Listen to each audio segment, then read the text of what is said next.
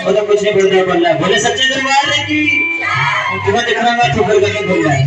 बोले सच्चे दरबार की जयकारा शेरावाली का तो सबसे पहले घर वालों ने लाख लाख रुपए ये दिया अपने घर में से हमारे पास जागरण भी किया आशीर्वाद देता बोले सच्चे दरबार की एक गंदी चीज दिखा जयकारा शेरावाली का और इस जागरण के अवसर पर एक मीठा मीठा भजन आपके सामने पेश सभी ने मीठी मीठी ताली का नाम देना है इस महामारी का जागरण चल रहा है उसी के रिलेटेड बोले सच्चे दरबार की बोलना तो करिए ताली मारनी बोले सच्चे दरबार की जयकारा शेरावाली का दिले अल्लाह दुख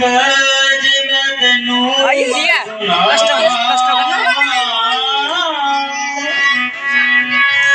तू बसी गई मां दूर पहाड़ा जे मैं एक चिट्ठी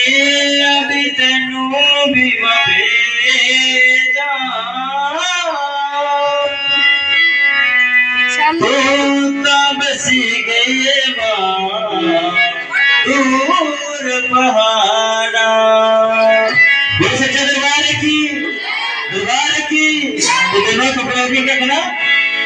आई जाया